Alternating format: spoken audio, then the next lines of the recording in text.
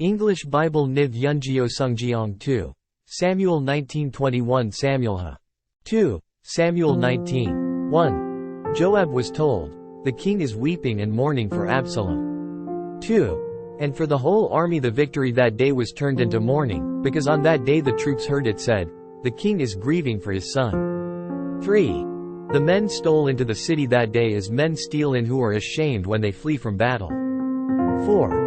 The king covered his face and cried aloud, "O my son Absalom! O Absalom, my son, my son!" 5. Then Joab went into the house to the king and said, "Today you have humiliated all your men, who have just saved your life and the lives of your sons and daughters and the lives of your wives and concubines. 6. You love those who hate you and hate those who love you. You have made it clear today that the commanders and their men mean nothing to you. I see that you would be pleased if Absalom were alive today and all of us were dead. 7.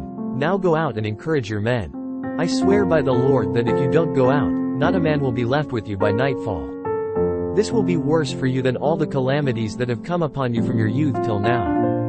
8. So the king got up and took his seat in the gateway. When the men were told, "The king is sitting in the gateway," they all came before him. Meanwhile, the Israelites had fled to their homes. 9. Throughout the tribes of Israel, the people were all arguing with each other, saying, "The king delivered us from the hand of our enemies, he is the one who rescued us from the hand of the Philistines. But now he has fled the country because of Absalom. 10. And Absalom, whom we anointed to rule over us, has died in battle. So why do you say nothing about bringing the king back?" 11. King David sent this message to Zadok and Abiathar, the priests, "Ask the elders of Judah, why should you be the last to bring the king back to his palace, since what is being said throughout Israel has reached the king at his quarters? 12. You are my brothers, my own flesh and blood. So why should you be the last to bring back the king? 13. And say to Amasa, are you not my own flesh and blood? May God deal with me, be it ever so severely, if from now on you are not the commander of my army in place of Joab." 14. He won over the hearts of all the men of Judah as though they were one man. They sent word to the king, "Return, you and all your men." 15. Then the king returned and went as far as the Jordan. Now the men of Judah had come to Gilgal to go out and meet the king and bring him across the Jordan. 16. Shimei son of Jerah, the Benjamite from Bahurim, hurried down with the men of Judah to meet King David. 17. With him were 1,000 Benjamites, along with Ziba, the steward of Saul's household, and his 15 sons and 20 servants. They rushed to the Jordan, where the king was. 18. They crossed at the ford to take the king's household over and to do whatever he wished. When Shimei son of Jerah crossed the Jordan, he fell prostrate before the king. 19. Wrong on the day my lord the king left Jerusalem. May the king put it out of his mind. 20. For I your servant know that I have sinned, but today I have come here as the first of the whole house of Joseph to come down and meet my lord the king. 21. Then Abishai son of Zeruiah said, "Shouldn't Shimei be put to death for this? He cursed the Lord's anointed." 22. David replied, "What do you and I have in common, you sons of Zeruiah? This day you have become my adversaries. Should anyone be put to death in Israel today? Do I not know that today I am king over Israel?" 23. So the king said to Shimei, "You shall not die." And the king promised him on oath. 24. Mephibosheth, Saul's grandson, also went down to meet the king. He had not taken care of his feet or trimmed his mustache or washed his clothes from the day the king left until the day he returned safely. 25. When he came from Jerusalem to meet the king asked him, "Why didn't you go with me, Mephibosheth?" 26. He said, "My lord the king, since I your servant am lame, I said, I will have my donkey saddled and will ride on it, so I can go with the king. But Ziba my servant betrayed me." 27. And he has slandered your servant to my lord the king. My lord the king is like an angel of God, so do whatever pleases you. 28. All my grandfather's descendants deserved nothing but death from my lord the king, but you gave your servant a place among those who sat at your table. So what right do I have to make any more appeals to the king? 29. Mephibosheth said to the king, "Let him take everything, now that my lord the king has arrived home safely." 31. Barzillai the Gileadite also came down from Rogelim to cross the Jordan with the king and to send him on his way from there. 32. Now Barzillai was a very old man, 80 years of age. He had provided for the king during his stay in Mahanaim, for he was a very wealthy man. 33. The king said to Barzillai, "Cross over with me and stay with me in Jerusalem, and I will provide for you." 34. But Barzillai answered the king, "How many more years will I live, that I should go up to Jerusalem with the king?" 35. I am now 80 years old. Can I tell the difference between what is good and what is not? Can your servant taste what he eats and drinks? Can I still hear the voices of men and women singers? Why should your servant be an added burden to my lord the king? 36. Your servant will cross over the Jordan with the king for a short distance, but why should the king reward me in this way? 37. Let your servant return, that I may die in my own town near the tomb of my father and mother. But here is your servant Kimham. Let him cross over with my lord the king. Do for him whatever pleases you. 38. The king said, Kimham shall cross over with me, and I will do for him whatever pleases you. And anything you desire from me I will do for you. 39. So all the people crossed the Jordan, and then the king crossed over.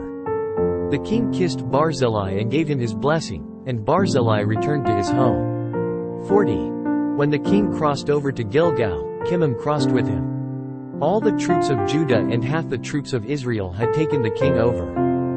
41. Soon all the men of Israel were coming to the king and saying to him, "Why did our brothers, the men of Judah, steal the king away and bring him and his household across the Jordan, together with all his men?" 42. All the men of Judah answered the men of Israel, "We did this because the king is closely related to us. Why are you angry about it? Have we eaten any of the king's provisions? Have we taken anything for ourselves?" 43. Then the men of Israel answered the men of Judah, "We have 10 shares in the king, and besides, we have a greater claim on David than you have. So why do you treat us with contempt? Were we not the first to speak of bringing back our king?" But the men of Judah responded even more harshly than the men of Israel. 2 Samuel 20:1. Now a troublemaker named Sheba son of Bichri, a Benjamite, happened to be there. He sounded the trumpet and shouted, "We have no share in David, no part in Jesse's son. Every man to his tent, O Israel." 2 So all the men of Israel deserted David to follow Sheba son of Bichri. But the men of Judah stayed by their king all the way from the Jordan to Jerusalem. 3 When David returned to his palace in Jerusalem, he took the 10 concubines he had left to take care of the palace and put them in a house under guard. He provided for them, but did not lie with them. They were kept in confinement till the day of their death, living as widows. 4 Then the king said to Amasa, "Summon the men of Judah to come to me within 3 days, and be here yourself." 5 But when Amasa went to summon Judah, he took longer than the time the king had set for him. 6 David said to Abishai, "Now Sheba son of Bichri will do us more harm than Absalom did. Take your master's men and pursue him, or he will find fortified cities and escape from us." 7 So Joab's men and the Kerethites and Pelethites and all the mighty warriors went out under the command of Abishai. They marched out from Jerusalem to pursue Sheba son of Bichri. 8 While they were at the great rock in Gibeon, Amasa came to meet them. Joab was wearing his military tunic, and strapped over it at his waist was a belt with a dagger in its sheath. As he stepped forward, it dropped out of its sheath. 9 Joab said to Amasa, "How are you, my brother?" Then Joab took Amasa by the beard with his right hand to kiss him. 10 Amasa was not on his guard against the dagger in Joab's hand, and Joab plunged it into his belly, and his intestines spilled out on the ground. Without being stabbed again, Amasa died. Then Joab and his brother Abishai pursued Sheba son of Bichri. 11 One of Joab's men stood beside Amasa and said, "Whoever favors Joab, and whoever is for David, let him follow Joab." 12 Amasa lay wallowing in his blood in the middle of the road, and the man saw that all the troops came to a halt there. When he realized that everyone who came up to Amasa stopped, he dragged him from the road into a field and threw a garment over him. 13 After Amasa had been removed from the road, all the men went on with Joab to pursue Sheba son of Bichri. 14 Sheba passed through all the tribes of Israel to Abel Beth Makkah and through the entire region of the Berites, who gathered together and followed him. 15. All the troops with Joab came and besieged Sheba in Abel Beth Makkah. They built a siege ramp up to the city, and it stood against the outer fortifications, while they were battering the wall to bring it down. 16. A wise woman called from the city, Listen, tell Joab to come here so I can speak to him. 17. He went toward her, and she asked, Are you Joab? I am, he answered. She said, Listen to what your servant has to say. I'm listening, he said. 18. She continued, Long ago they used to say, Get your answer at Abel, and that settled it. 19. We are the peaceful and faithful in Israel. You are trying to destroy a city that is a mother in Israel. Why do you want to swallow up the Lord's inheritance? 20. Far be it from me. Joab replied, Far be it from me to swallow up or destroy. 21. That is not the case. A man named Sheba son of Bichri, from the hill country of Ephraim, has lifted up his hand against the king, against David. Hand over this one man, and I'll withdraw from the city. The woman said to Joab, His head will be thrown to you from the wall. 22. Then the woman went to all the people with her wise advice, and they cut off the head of Sheba son of Bichri and threw it to Joab. So he sounded the trumpet, and his men dispersed from the city, each returning to his home. And Joab went back to the king in Jerusalem. 23. Joab was over Israel's entire army. Benaiah son of Jehoiada was over the Kerethites and Pelethites. 24. Adoniram was in charge of forced labor. Jehoshaphat son of Ahilud was recorder. 25. Sheva was secretary. Zadok and Abiathar were priests.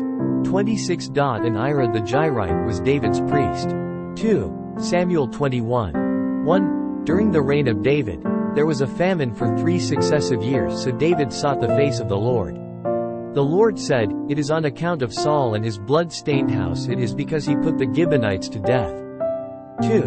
The king summoned the Gibeonites and spoke to them. Now the Gibeonites were not a part of Israel but were survivors of the Amorites. The Israelites had sworn to spare them, but Saul in his zeal for Israel and Judah had tried to annihilate them. 3. David asked the Gibeonites, What shall I do for you? How shall I make amends so that you will bless the Lord's inheritance? 4. The Gibeonites answered him, We have no right to demand silver or gold from Saul or his family, nor do we have the right to put anyone in Israel to death. What do you want me to do for you? David asked. 5. They answered the king, As for the man who destroyed us and plotted against us so that we have been decimated and have no place anywhere in Israel. 6. Let 7 of his male descendants be given to us to be killed and exposed before the Lord at Gibeah of Saul, the Lord's chosen one. So the king said, I will give them to you. 7. The king spared Mephibosheth son of Jonathan, the son of Saul, because of the oath before the Lord between David and Jonathan son of Saul. 8. But the king took Armani and Mephibosheth, the 2 sons of Aiah's daughter Rizpah, whom she had borne to Saul, together with the 5 sons of Saul's daughter Merab, whom she had borne to Adriel son of Barzillai the Mahalathite. 9. He handed them over to the Gibeonites, who killed and exposed them on a hill before the Lord. All 7 of them fell together. They were put to death during the first days of the harvest, just as the barley harvest was beginning. 10. Rizpah daughter of Aiah took sackcloth and spread it out for herself on a rock, from the beginning of the harvest till the rain poured down from the heavens on the bodies. She did not let the birds of the air touch them by day or the wild animals by night. 11. When David was told what Aiah's daughter Rizpah, Saul's concubine, had done. 12. He went and took the bones of Saul and his son Jonathan from the citizens of Jabesh Gilead. They had taken them secretly from the public square at Beth-shan, where the Philistines had hung them after they struck Saul down on Gilboa. 13. David brought the bones of Saul and his son Jonathan from there, and the bones of those who had been killed and exposed were gathered up. 14. They buried the bones of Saul and his son Jonathan in the tomb of Saul's father Kish, at Zelah in Benjamin, and did everything the king commanded. After that, God answered prayer in behalf of the land. 15. Once again there was a battle between the Philistines and Israel. David went down with his men to fight against the Philistines, and he became exhausted.